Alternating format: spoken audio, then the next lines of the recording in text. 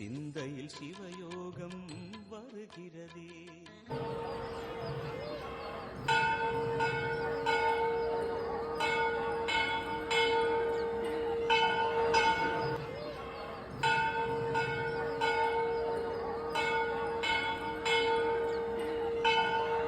ஓம் மைஜாய் வித்மகி தண்டகஸ்தாயி தீமகி தன்னோ வாராகி ப்ஷோத்யாத். நல்லதே நடக்கும். ஓம் நம சிவாயும். எல்லாம் அல்ல ஸ்ரீ பாரகிமன் திருவடி சரணம்.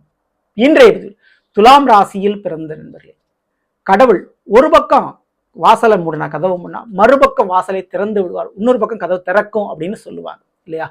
அப்படி இந்த 2026 எந்த வாசல் எந்த கதவும் மூடும், எதுல முடக்கம் ஏற்படும், எதுல புதியதாக தொடக்கம் ஏற்படும் அப்படின்றதான் பார்க்க போறோம்.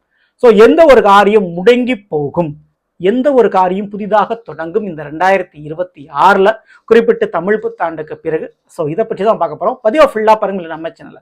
ஏற்கனவே துலாம் ராசியில பிறந்த உங்களுக்கு குருவனுடைய வக்ர நிவர்த்தி பலங்கள் மற்றும் தமிழ் புத்தாண்டு பலங்கள் பதிவிட்டாச்சு. பார்க்கலனா சேனல்ல போய் பாருங்க. மேலும் டிஸ்கிரிப்ஷன் லிங்க் தரேன், பிரஸ் பண்ணி பார்த்து பயனடைஞ்சுங்க. மறக்காம நம்ம சேனலை சப்ஸ்கிரைப் பண்ணிட்டு கூட தர பெல் ஐக்கான் பிரஸ் பண்ணி பக்கத்தில் ஒரு ஆல் அண்ட் ஆப்ஷன் தவறாம செலக்ட் பண்ணி வச்சுக்கோங்க. அப்பதான் நாங்கள் பதிவிடக்கூடிய அடுத்தடுத்த பதிவுகள் உங்களுக்கு உடனுக்குடன் நோட்டிஃபிகேஷனாக வந்து சேரும். துலாம் ராசியில் பிறந்த நண்பர்களே, முதல்ல துலா ராசிக்காரர்களுக்கு இந்த 2026 சொல்லக்கூடிய நன்மையான ஒரு விஷயத்துல ராகு கேது பிரச்சனைகள் உங்களுக்கு கிடையாது. சனி பகவான் 7.5 சனி, அஷ்டம சனி, அஷ்டம சனி போன்ற சனி பிரச்சனை உங்களுக்கு கிடையாது. தெள்ள தெளிவான முறையில் துலாம் ராசிக்காரர்கள் தன்னுடைய முயற்சியை தன்னுடைய உழைப்பை சுதந்திரமா செய்யக்கூடிய வகையில எந்த ஒரு கிரகத்துடைய தடையோ பிரச்சனையோ உங்களுக்கு இல்லை. சரிங்களா? நீங்க உங்களுடைய முயற்சியில் முன்னேறிக்கொண்டே போகலாம் இந்த 2026. சரி, இருந்தாலும் கூட இந்த கேது சனி குரு பகவான் இந்த குருவனுடைய பயிற்சி இதெல்லாம் நடக்க போகுது இந்த 2026. சரிங்களா? ஸோ இதுல உங்களுக்கு எந்தெந்த காரியங்களில் முடக்கம் ஏற்படும், எந்த ஒரு புதுசா ஒரு காரியம் தொடங்கும், அதை நீங்க கண்டிப்பா தெரிஞ்சு வச்சுக்கோங்க. ஏன்னா அது தெரிஞ்சுக்கிட்டா தான் அதுல ஒரு முதலீடு, அதுல ஒரு முயற்சியை உங்களால போட முடியும். ஸோ அதுல முதல்ல முடக்கம் அப்படின்னு சொல்லக்கூடிய இந்த ஒரு காரியத்தை தொற்றாதீங்க இந்த 2027. அதோடைய முயற்சியும் உங்களுக்கு வீண்தான். ஸோ கண்டிப்பா அதுல பெருசளவு சக்சஸ் கொடுக்க முடியாது. அந்த முயற்சி உங்களுக்கு முழுமையான வெற்றியும் தராது. அப்படி சொல்லக்கூடிய விஷயங்கள் எது அப்படின்னு பார்த்தீங்கன்னா, இந்த துளாராசிக்காரங்களுக்கு ஃபர்ஸ்ட் இந்த அரசு சார்ந்த விஷயங்கள். ஒரு கோர்ட்டு கேஸ் வழக்கு நடக்குதா, அதுல செலவு தான் உங்களுக்கு இழுப்பறையா எழுந்துகிட்டே இருக்கும்.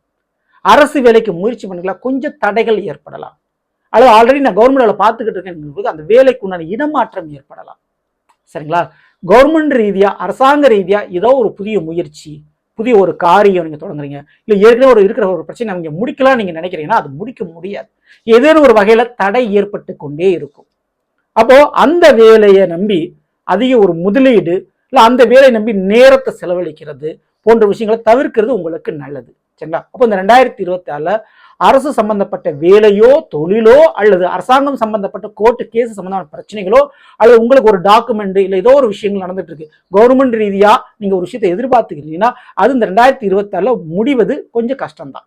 ஸோ அதுல நேரம் பணம் போன்றவற்றை செலவழிப்பது கொஞ்சம் பார்த்து பண்றது உங்களுக்கு நல்லது. சரிங்களா? ஸோ இதுக்கு அடுத்த விஷயம் தொழில். இந்த சொந்த தொழில் நான் இந்த வருஷம் தொடங்க போறேன், நான் இன்னொரு முதலீடு பண்ண போறேன், சைடில் இன்னொரு பிசினஸ் ஆரம்பிக்க போறேன், கொஞ்சம் யோசிச்சு பார்த்து செஞ்சுக்கணும். ஏன்னா அந்த 2026 மட்டுமல்ல 2027 கூட துளாராசிக்காரர்களுக்கு அந்த சொந்த தொழில பெரிய லாபங்கள் கிடைக்காது. ஸோ ஒரு ஆவரேஜா தான் கிடைக்கும். அப்போ பெரிய ஒரு லாபத்தை நம்பி இந்த 2026 தொழில் பண்ணாங்க. இந்த தொழில் முடங்குறதுக்கு வாய்ப்பு ரொம்ப ரொம்ப அதிகங்க. சரிங்களா? இருக்கிறத விட்டு பறக்கிறதுக்கு ஆசைப்பட்டு போற மாதிரி தொழில் ரீதியான ஒரு மாற்றத்தை செஞ்சு இருக்கிற வருமானத்தை கெடுக்கக்கூடிய வாய்ப்பு உண்டு. ஸோ தொழில் ரீதியான முடக்கம் ஏற்படுறதுக்கு வாய்ப்பு ரொம்ப ரொம்ப இருக்கு. கொஞ்சம் கவனத்தோட நீங்க இருந்துக்குங்க.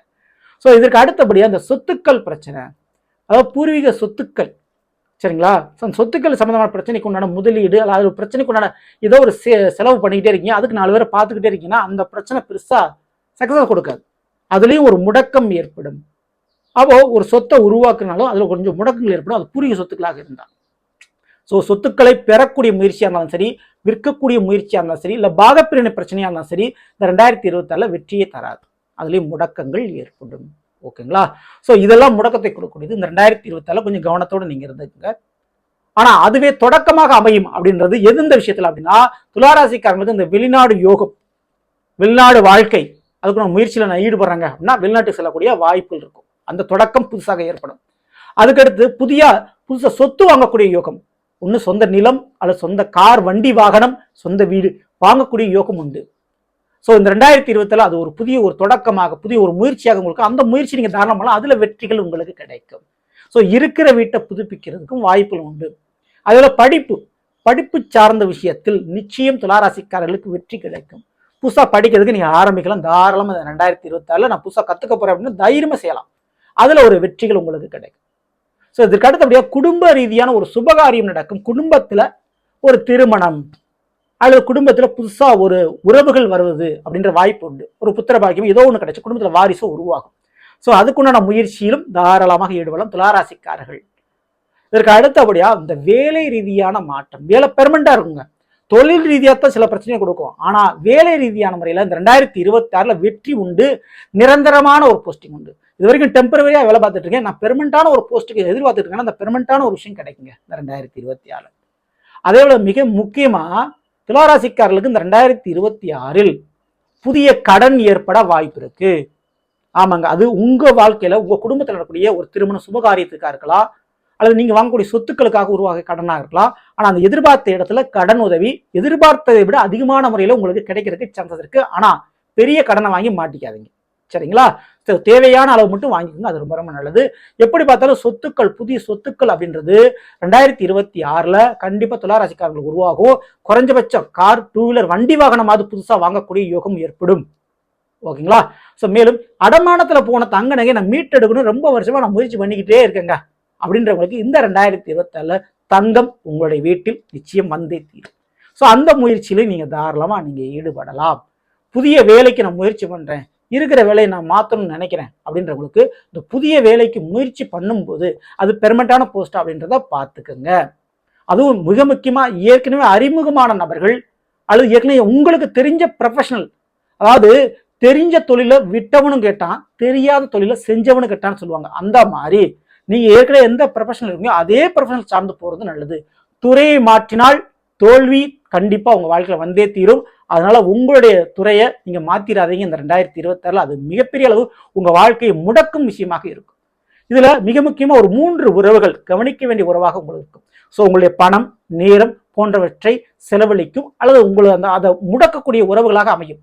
அப்படிப்பட்ட உறவுகள்ல முதல் உறவாக அந்த துளாராசிக்காரங்களுக்கு வர்றது இந்த கூட பிறந்தவங்க. ஸோ கூட பிறந்தவங்களால உங்களோட நேரம், பணம், விரைய செலவுகள் ஏற்படுறதுக்கு வாய்ப்பு, உங்க காரியத்துக்கு ஒரு தடை அவங்க இருக்கிறதுக்கு சான்சஸ் இருக்கு, சரிங்களா? அதுக்கு காரணம் அவங்களுடைய பிரச்சனையா கூட இருக்கலாம். ஓகேங்களா? அடுத்து 2வது உறவு அப்படின்னு நான் சொல்றது தாய் வழி உறவுகள். தாய் வழி உறவுகளா சின்ன சின்ன பிரச்சனைகள் உங்களுக்கு ஏற்பட வாய்ப்பு உண்டு.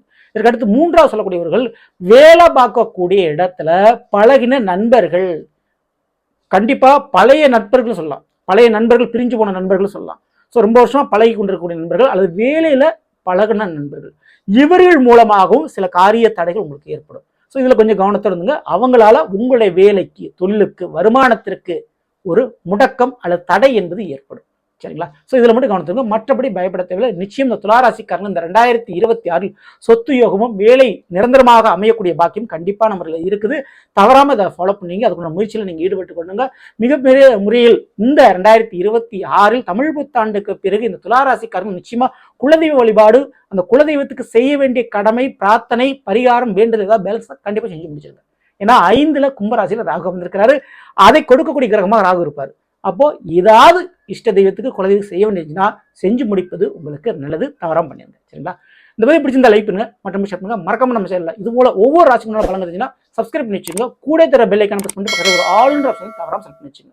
அடுத்து சந்திப்போம். நன்றி, வணக்கம். நல்லதே நடக்கும். நம சிவாயம். எல்லாம் வல்ல ஸ்ரீ பாரகிமன் திருவடி சரணம்.